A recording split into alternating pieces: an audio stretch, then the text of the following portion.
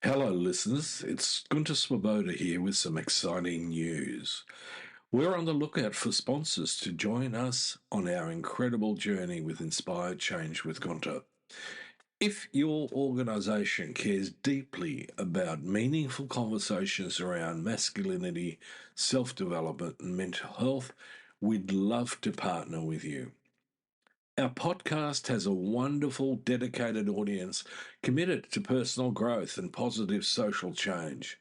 By sponsoring Inspire Change with Gunter, your brand will connect with listeners who truly value thoughtful discussion and support initiatives that promote real transformation.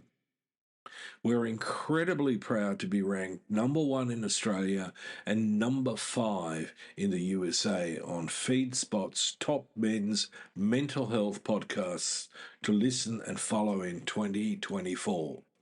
With an average of 50,000 downloads per episode each week from listeners all around the world, our reach is significant and growing. For more information on how to become a sponsor, please reach out to Miranda Spiegner Sapon, our showrunner and executive producer. We'd love to explore how we can work together to inspire change.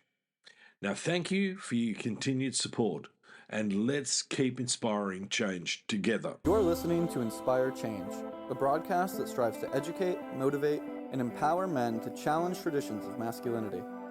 To guide us through the intricacies and intersections of emotions, relationships, and male identity is renowned psychologist, author, and speaker Gunter Swoboda.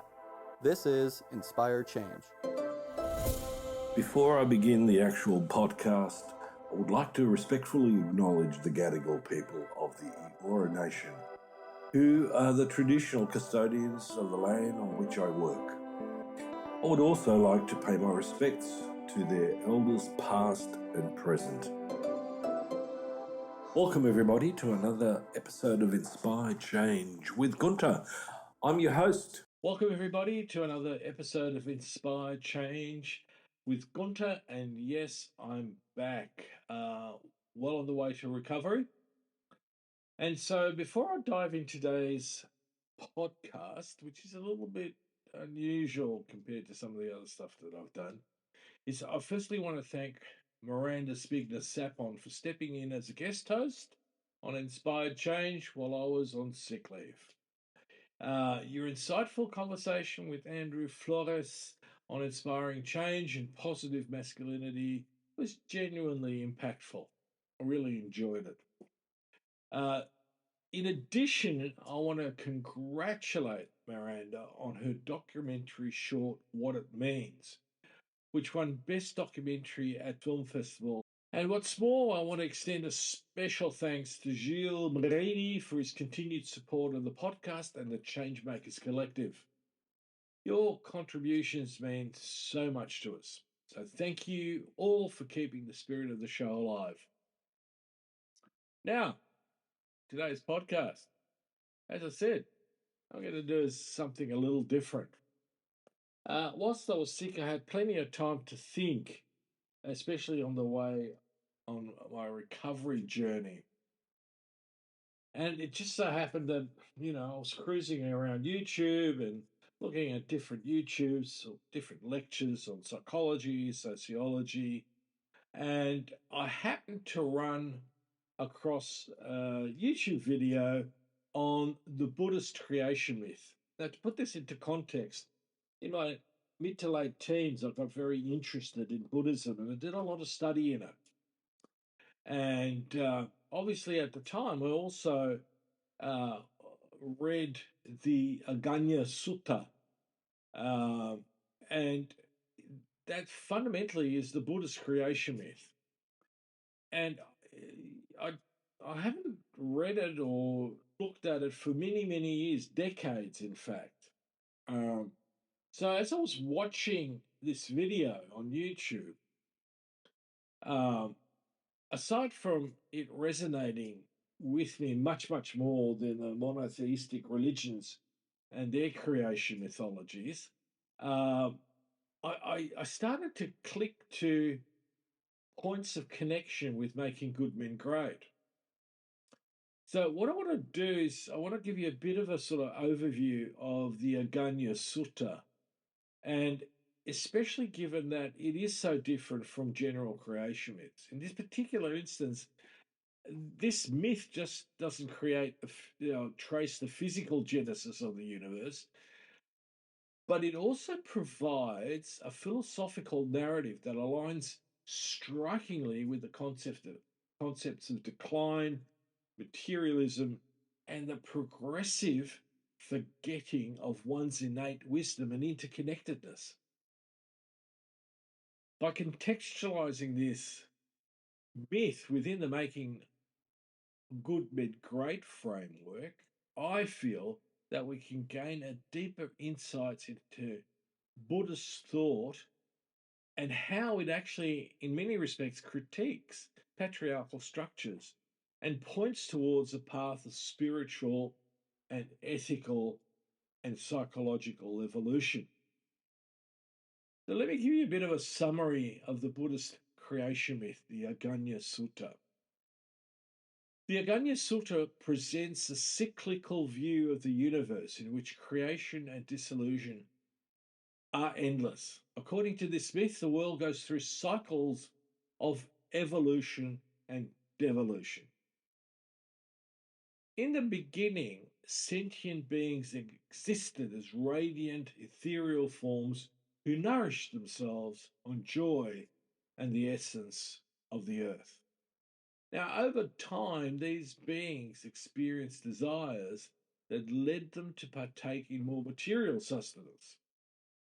As their desires increased, their luminous forms diminished, and they began to take on physical bodies, becoming more grounded in material existence.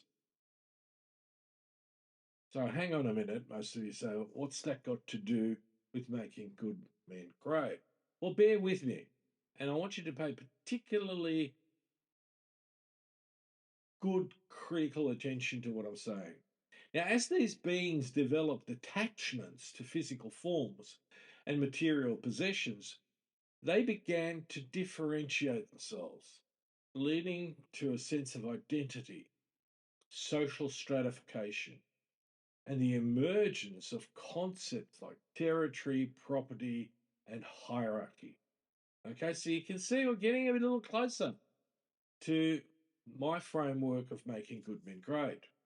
Now, this gradual descent from a state of oneness to fragmentation culminates in the establishment of social roles and institutions, including the eventual rise of the monarchy and the division of labour.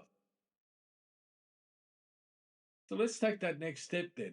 How do we contextualise the Buddhist creation myth within the Making Good Men Great framework? So the way I'm going to do that is that I'm going to take the 5 sort of core values of patriarchy, and I'm going to contrast them between the mythic context and the Making Good Men Great analysis.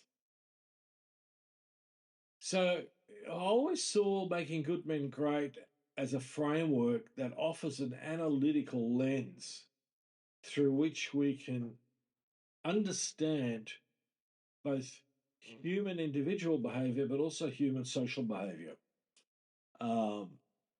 And I think that is particularly important. We're at a crossroads, in my view, we either make it or break it. In fact, I believe, according to the myth, that we are in a state of devolution. So I want to explore the myth's relevance to modern masculinity, patriarchy, and the transformative journey towards creating great men. So central to Making Good Men Great is the reimagining of masculinity, the development of a curriculum for change, and the formation of supportive networks for men that ultimately expand into including human beings as a whole. Now, by examining the myth through the lens of the 5 patriarchal characteristics, i.e., territory, hierarchy, acquisition, competition, and combativeness, I want to demonstrate how these elements manifest and how Buddhism's critique of them aligns with making good men's goals, making good men great's goals. Okay, so first one, territory. So the mythic context of this is that in the creation myth, beings start off as free and unbound, sharing everything equally. However, as desires increase, they begin to mark off portions of land as their own, leading to disputes and the establishment of territory. So, in the Making Good Men Great analysis, what we see is that the Buddhist myth reveals how attachment to land and the subsequent development of territoriality leads to division, conflict, and suffering. This is one of the fundamental, sources of suffering: attachment to property and territory and material things. In the Making Good Men Great framework, reimagining masculinity involves letting go of this attachment to territorial dominance and understanding that one's worth is not defined by possession or control of physical spaces. The myth's original state of being reflects an ideal of non attachment and shared existence, which Making Good Men Great can claim to emulate by encouraging men to see their identity and value as beyond ownership or control. I.e., let me give you an example. When I am in a relationship, I do not own my partner. They are an independent being that chooses to be in a relationship, that chooses to be connected to me so that we elevate ourselves. All right, let's go on to the next one, hierarchy. So the mythic context of this is that as beings became more physically defined, differences in appearance, ability, and possessions lead to comparisons. These comparisons gave rise to the notions of superiority and inferiority, which eventually formalized into social hierarchies. I want you to think about teenage peer groups, the Kardashians, all that sort of stuff. Now, in the Making Good Men Great analysis, we see that the myth suggests that hierarchy is a product of human ignorance and desire, and that it's not an inherent or natural order. The Making Good Men Great framework challenges this by advocating for egalitarian relationships where men redefine their sense of self beyond competitive ranking. In the Buddhist myth, hierarchy represents a fall from the original state of equality, reminding us that the pursuit of status is antithetical to true self awareness and growth. Next, acquisition. The mythic context of this is that the craving for material sustenance began the process of beings taking more than what they need, leading to hoarding and competition. Now, interestingly enough, we can see that in myths like the myth of the dragon sitting on a gold hoard. This marked a shift from spiritual nourishment to material acquisition. Now, the perspective of Making Good Men Great is that the Buddhist myth portrays acquisition as a deviation from one's true enlightened state. In Making Good Men Great, men are encouraged to critically examine their attachments to material possessions and redefine success in terms of inner fulfillment rather than external accumulation. The myth's progression shows that the acquisition leads to a sense of lack and isolation, reinforcing the Making Good Men Great principle that true greatness arises from abundance within, not from external wealth. Competition. Now, in the mythic context, we can see that as beings began to desire more, they began to compete for resources, land, and status. This competition bred conflict, leading to further suffering and estrangement from their original harmonious state. Now, the Making Good Men Great analysis takes us further into seeing that the competitive drive is identified as one of the core characteristics of patriarchal conditioning. Making Good Men Great advocates for shifting away from zero sum thinking towards a more cooperative and collaborative model of masculinity and culture. The Buddhist myth serves as a cautionary tale, illustrating how competition fosters division and leads to the erosion of communal bonds. By embracing principles of mutual improvement, Making Good Men Great seeks to guide men away from the pitfalls of competition. As human beings, we are stronger when we work together. We can overcome huge odds when we do that. So now let's talk about the final one, which is about being combative. In the mythic context, we can see that as beings became more engrossed in their physical forms and possessions, they grew combative, defending their territories, resources, and identities. Violence and aggression emerged as a means of asserting dominance. Now, let me give you the Making Good Men Great analysis here. Combativeness is often glorified in traditional masculinity, but it is critiqued within both the Buddhist myth and the Making Good Men Great framework as a destructive force. The myth illustrates that this combative nature is a deviation from one's true self, and overcoming it is essential for personal and collective liberation. Making Good Men Great aligns with this by advocating for non-violence, for empathy, and for understanding as the foundations for building supportive networks amongst men and communities. So let me tie this together. So if I look at this, it deeply resonates for me. I'm a little bit surprised how closely my emergent model was to what I read as a young man. Whether that was bubbling around in my subconscious and this is how I expressed it, I can't answer that really, in all honesty, other than to me, it is one of those self evident truths that attracted me to Buddhism in the first place and through which I've tried to lead my life. Fundamentally, the Buddhist creation myth serves as an allegory for how attachment, desire, and ignorance lead to the construction of the patriarchal system. The myth's initial state of being, marked by equality, non attachment, and radiant wisdom, reflects the very qualities that the Making Good Men Great framework seeks to cultivate in men today. It challenges the notion that patriarchal characteristics are natural. They're, in fact, a deviation. It also challenges the idea that they are unchangeable, but rather suggests that they are acquired habits rooted in ignorance and fear. So, how can we integrate the myth into Making Good Men Great's curriculum?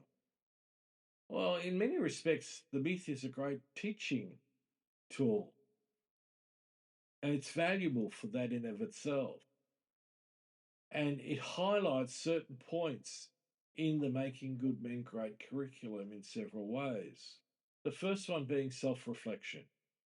Men can explore how their own desires for acquisition, competition, and hierarchy might mirror the being's descent in the myth, fostering a deeper understanding of how these tendencies lead to suffering.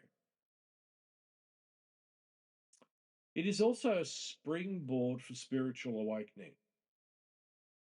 The myth emphasizes the potential to return to a state of enlightenment, suggesting that men can transcend patriarchal conditioning by rediscovering their inherent wisdom and interconnectedness, our own true nature. And especially at this point in our history, this is about community building. The early stages of the myth were characterized by shared joy and sustenance, and it provided a model for the type of supportive, non-competitive networks Making Good Men Great aims to build amongst men. Now, a lot of you are going to sort of look at this and listen to this and go, yeah, that's all very well, but it's pie in the sky. But is it?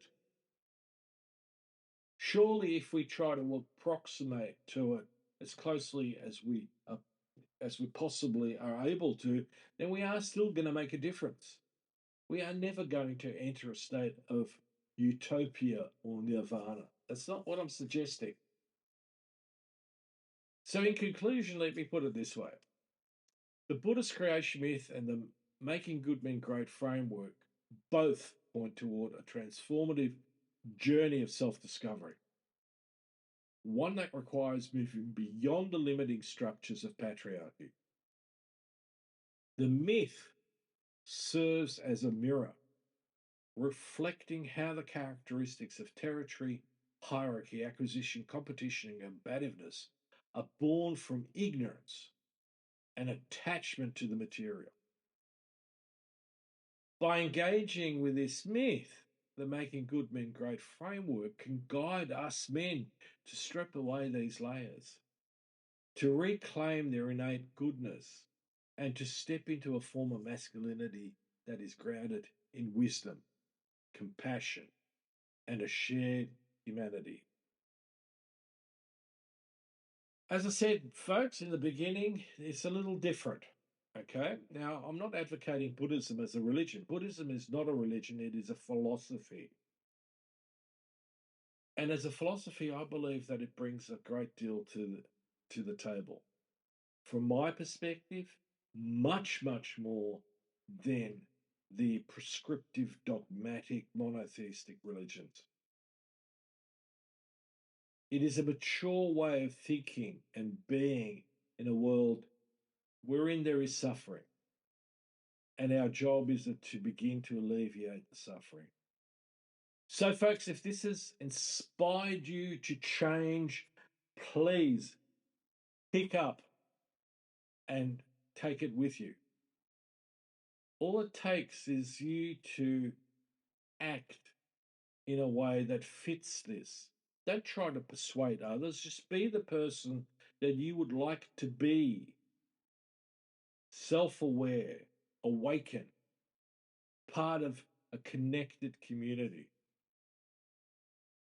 And then allow each of us to take that mission forward.